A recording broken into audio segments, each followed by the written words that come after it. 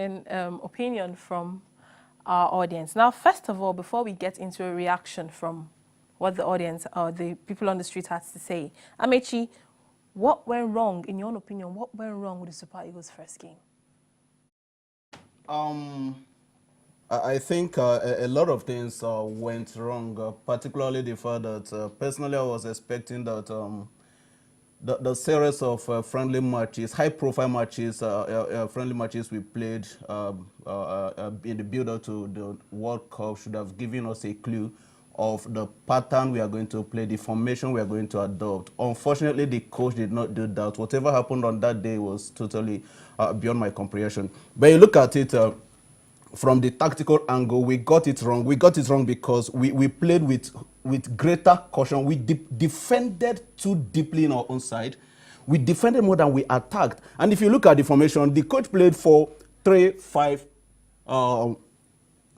The coach played 3-5-2-1. Okay. Okay, but what he actually played was a situation whereby you jam-packed the midfield. We had a table and Didi, Mikel, Moses, and Iwobi, all of them at the middle of the park. There is no striking partner between the midfield and the attack. And if you look at it, Igalo was virtually anonymous in that match because there is no supply between the midfield and the attack. And he was virtually either going backward to collect the ball or up front there. And anytime he's up front there, he's always alone. And anytime they give him the ball, he's always not comfortable with it because there's nobody to link up with him. I was really worried when I saw the formation because Victor Moses was not in the match. Alex Iwobi was also not in the match. The team entirely lacked creativity. There's no creativity in that team, and we defended deeply. I don't know why that coach deployed that tactics, and it did not favor us. If you look at it, fine, they defended, and the goals that came did not come through the open play, set piece, and down the penalty.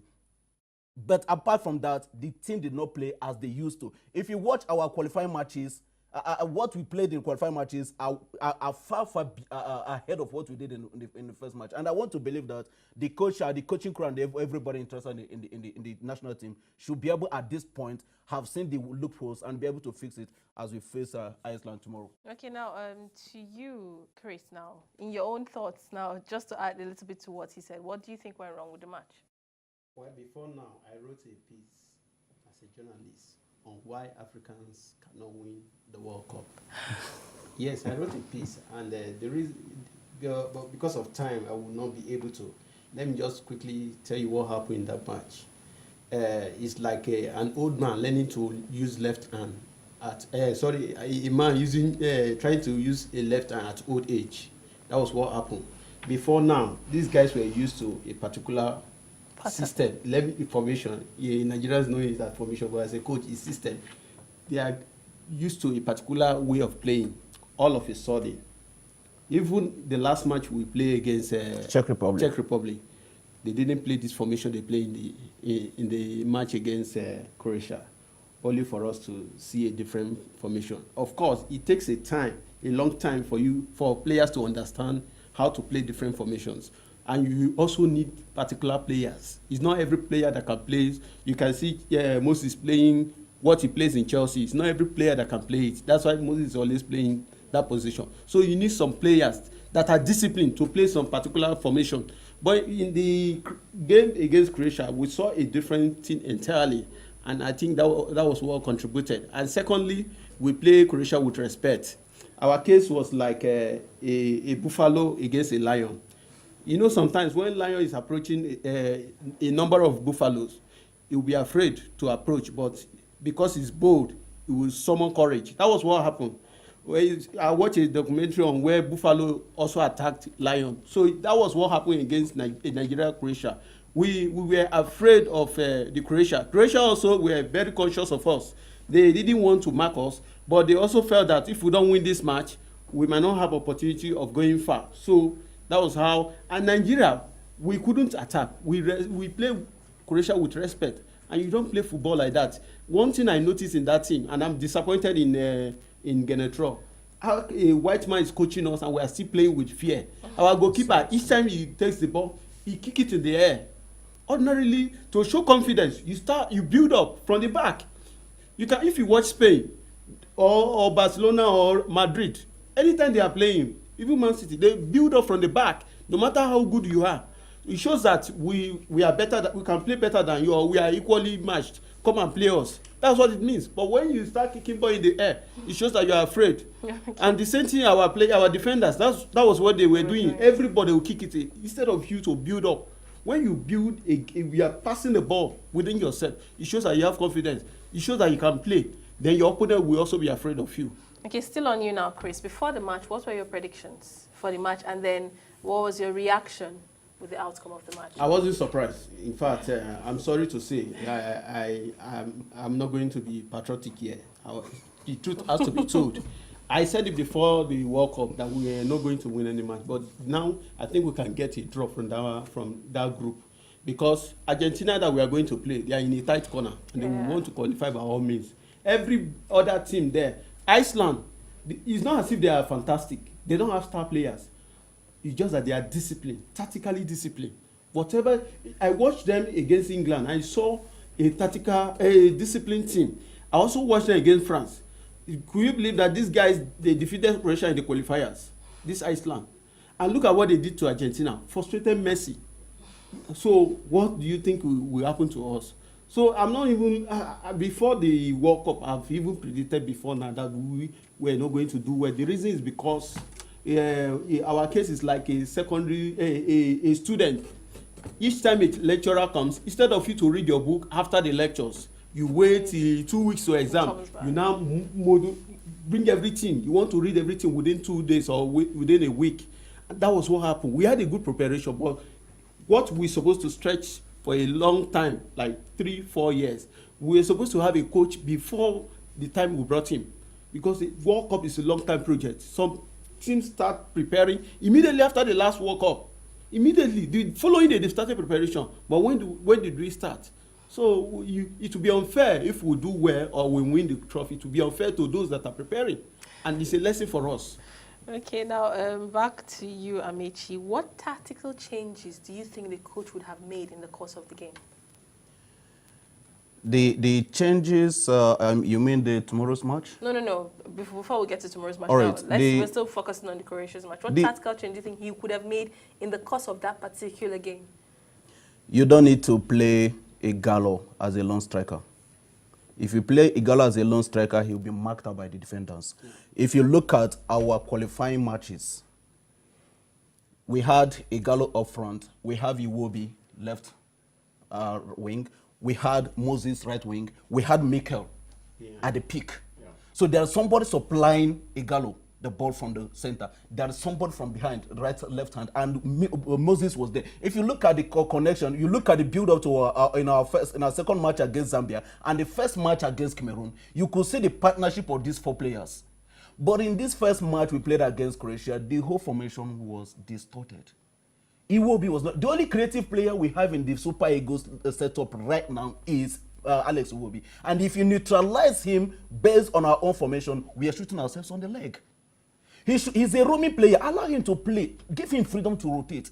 And anytime he's rotating, let Mikel go down to his defensive midfield role.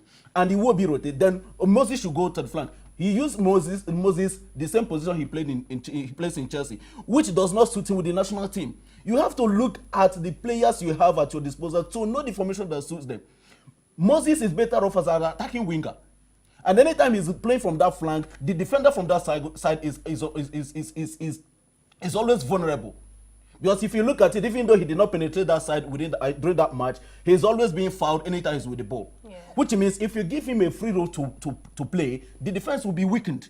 And from there we can penetrate. But the coach did not see it from the angle. If we can have a Moses from this right-hand side, then it will be from the left, then Mikel middle pack, Igalo at the striking force, who say we cannot dismiss Iceland. We need players that will be able to disorganize that defensive pack so that at the end of the day, we can create a chance for Igalo to put the ball in the net. Sorry, let me add to what he just said. Yeah. Another thing I noticed in our team is that we have short striker in Igalo compared to our opponent.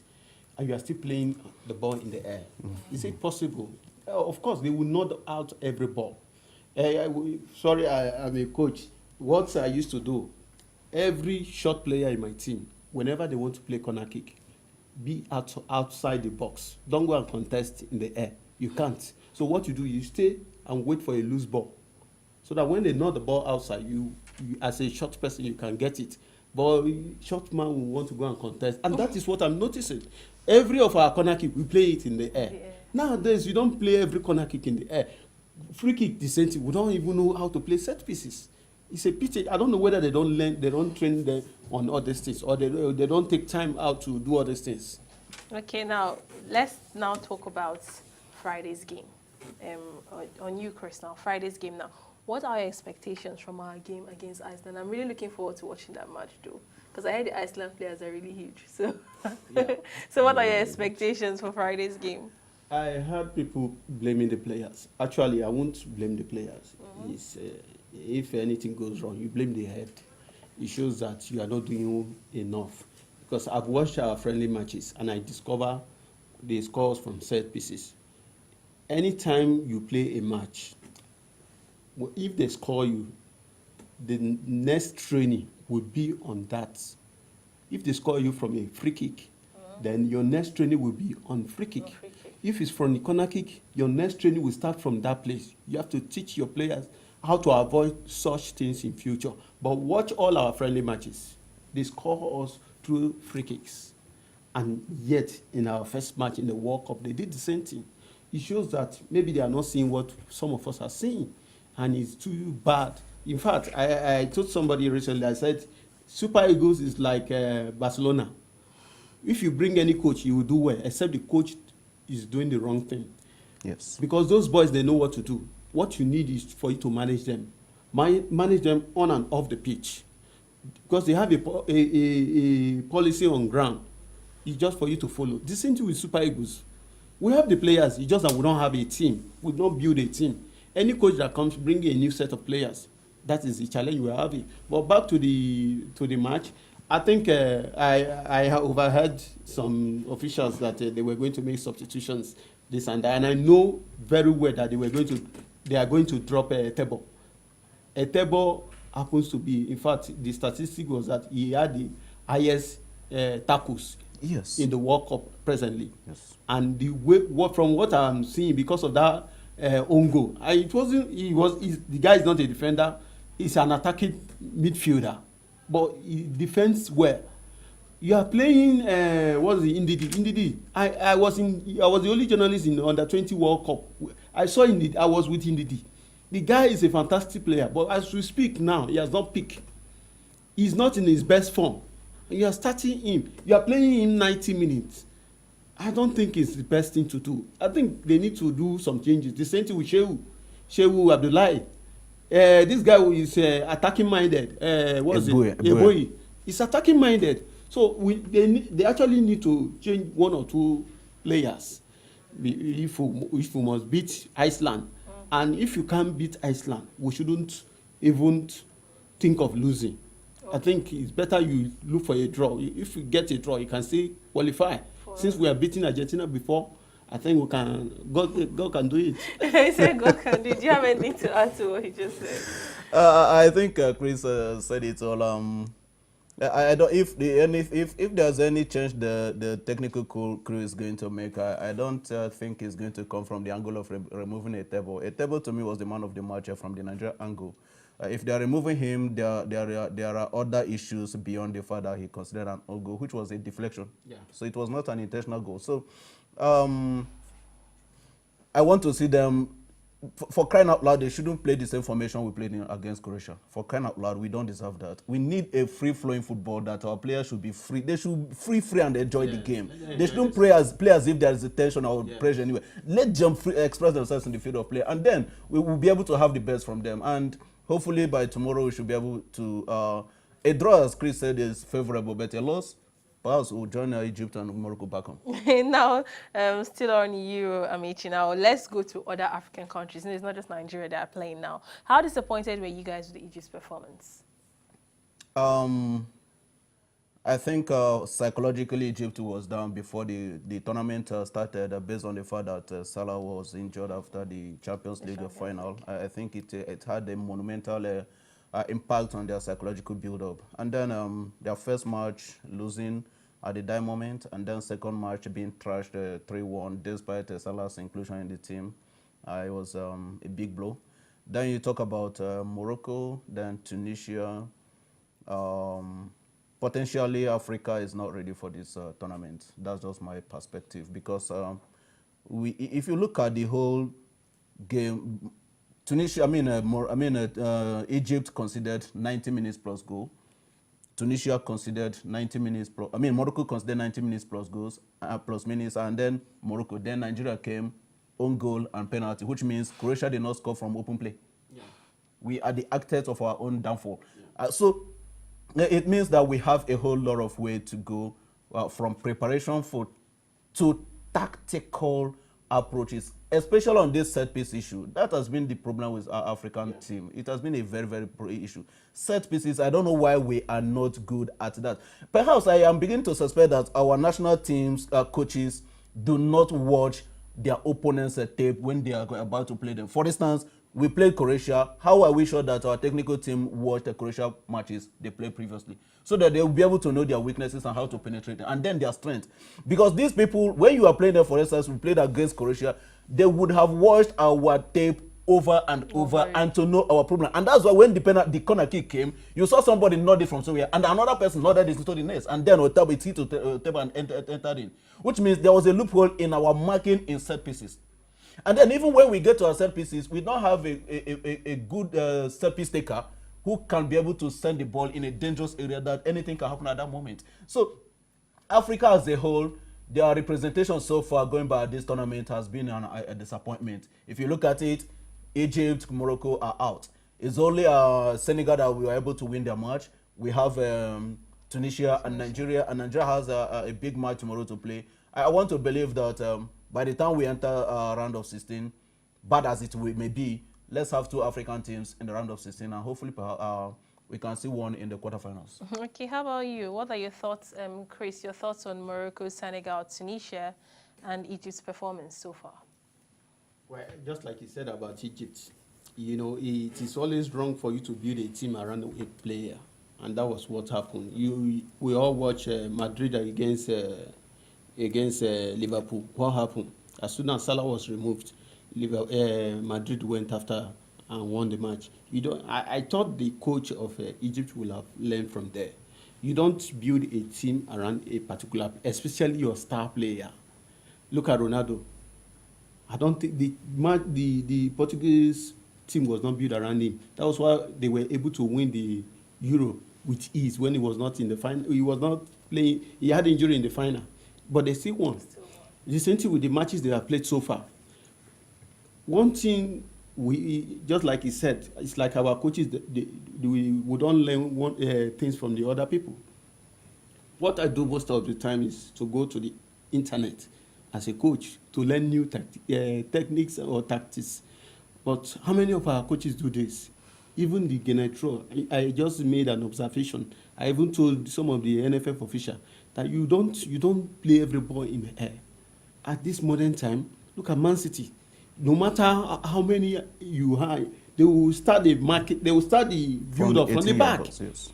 Guardiola will not allow you to kick the ball in the air. You must start the build-up from the back. It shows confidence. We are lacking those things. Those are the things we are lacking. As for Morocco, they were not just lucky. It's not as if they didn't play. They played very good football. They found themselves in the wrong group of strong teams. Portugal, whether we like it or not, they are very strong. Spain, the same thing. So they are not just lucky. It's not as if they didn't play well. And if you look at, and inexperience also played out. Most of the ball they are supposed to kick to the corner, just tap. They will play it in the air. So they were not just lucky and inexperienced. The same thing with Egypt. Tunisia, actually, I'm sorry, I've not watched them. Okay. And so I've done. But Senegal, they are lucky to play in that group, because Poland, when we played them, they were not that strong. They were not that strong. I knew that Senegal were going to defeat them. Whether they will be able to win any other team in that group is not what I can say. Then Nigeria too, we are not just lucky. Yes, Croatia, they are a very strong side. Look at the players. Most of the players play for the best league in the world. Yeah. Modric played for Madrid. Rakitic played for Barcelona. Mandzukic, Juventus. You can imagine. It reminds me of Nigeria, USA '94. Sure. When our players on '96 Atlanta when the Caribou West were playing for Inter Milan and all those Olise playing for Juventus. So what we are lacking in our own team is that our players are average and they are not playing for their clubs. So that is a reflection we are having in the team. Okay, now, Chris, now with this attitude of the African teams towards the World Cup, how far do you think Africa would go in Russia? Of course, I don't see any of them except Senegal. Maybe That's if they don't come across a really strong team. If Senegal might skate through if they can get a draw from the next any of the 2 matches. But as for Nigeria, I'm sorry, I like to be objective. I don't see us beating Iceland. It's going to be difficult. In fact, before the World Cup, I predicted that Iceland was going to be the most difficult. The reason is because they don't have a star player. All of them are equally matched. In fact, I went to the internet to study about Iceland. And the way they build their football, if only we can learn from them, I bet you we'll be competing with Brazil. The way Iceland, they send their coaches all over the world. When they came back, they started building the boys. As they were building, they got to a stage. They sent the boys out to different leagues in the world, and they were paying by themselves. They were paying those boys. And when they brought them back, they put them together, and they get used to themselves. So you can see, even on their technical bench, they have about 3 coaches, if I'm not mistaken. Lagerbäck is there. Yeah. They have solid coaches. One of them is a doctor, a dentist. A dentist, yes. So, and their players, they are also, many of them are graduates. It is easier to train a graduate than to train, I'm sorry, apology to those guys, illiterates. Okay. You know why? You can tell a graduate, anytime you see Messi, follow him anywhere. Even if he enter toilet, follow him there. You will do it. But an illiterate, that's why you see coaches shouting by the line. Because you are not doing what he wants you to do. Yeah. They forget themselves easily. Okay. But a graduate is more enlightened, he's educated, and he knows what to do. All right, now back to you, Amaechi. Now, how about a general assessment of the tournament? Which country do you stand for? It's too early to stick out my neck on who is going to be the overall winner of this tournament. There was a whole lot of surprises up and there, here and there. Mexico beating Germany, defending champions 1-0, and then unquote, ordinary Switzerland holding almighty Brazil to 1-1 draw with Neymar, Willian, and the rest of the stars they are parading. And then you look at Portugal, defending champions of your UEFA Championship, and then Spain. Don't forget France. I think France is the most dominant team here in terms of the stars they are parading. Because they play because they defeated Panama. Panama is a small team now. So it's not about because for the fact that they defeated Panama, because they parade star players, and just the same way Belgium also has their own star-studded team. So it's going to be a difficult moment to actually say who is going to win it, because football has gone scientific, and what happened 4 years ago cannot happen today, because 4 years is a whole lot of time for a whole lot of developmental issues to come in to change the dynamism of the football. So okay. I want to say perhaps Germany has a potential chance to retain the trophy, but it's going to be a difficult one for them. Let's see how far it goes. I root for Germany to defend the trophy. So your prediction, and you're tipping for Germany to win the World Cup. Yes. Okay, now to you, Chris, who are you tipping for to win the World Cup, and your general assessment? You said football has gone scientific, not with Nigeria. Because as we speak now, at the NFF, they are still passing paper up and down.